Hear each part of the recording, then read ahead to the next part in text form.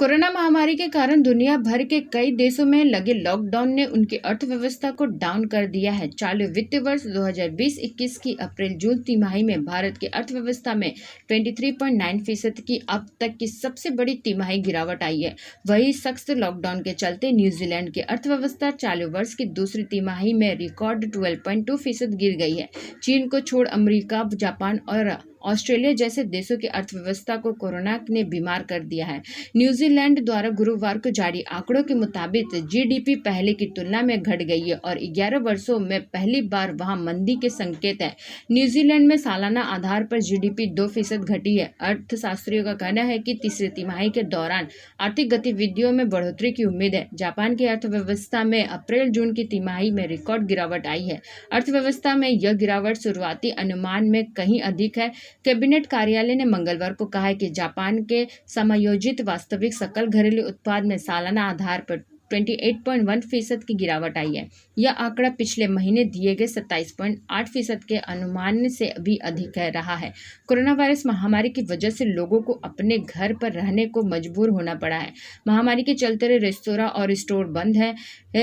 यात्रा और पर्यटन पूरी तरह प्रभावित हुआ है। दुनिया भर की अर्थव्यवस्था इससे बुरी तरह प्रभावित हुई है, लेकिन निर्यात पर निर्भर जापानी अर्थव्यवस्था को इस महामारी से अन्य अर्थव्यवस्था की तुलना में कई अधिक कड़ी चोट लगी है।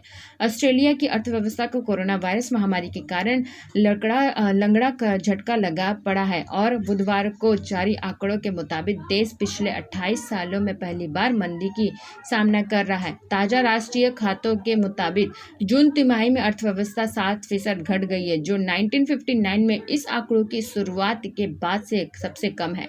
इससे पहले जून में 1974 में अर्थव्यवस्था में 2% गिरावट हुई थी।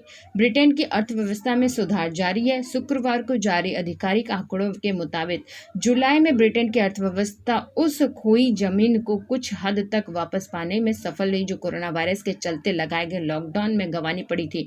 हालांकि यह लॉकडाउन के चरम पर हुए नुकसान के 50% बराबर का ही सुधार है और अब इसके सामने ब्रेक्जिट से जुड़े एक जोखिम है। राष्ट्रीय सांख्यिकी कार्यालय ने कहा है कि ब्रिटेन की अर्थव्यवस्था ने जुलाई में माह दर माह आधार पर 6.6% की वृद्धि दर्ज की है। कई क्षेत्र में कामकाज फिर से शुरू हुए जो कई महीनों से लॉकडाउन के चलते बंद पड़े थे।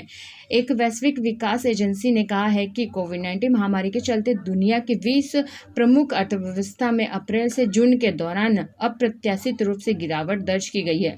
पेरिस स्थित आर्थिक सहयोग और विकास संगठन ने सोमवार को कहा है कि G20 समूह के देशों में अप्रैल से जून तिमाही के दौरान उसका सकल घरेलू उत्पाद 6.9% की रिकॉर्ड दर से नीचे आया है।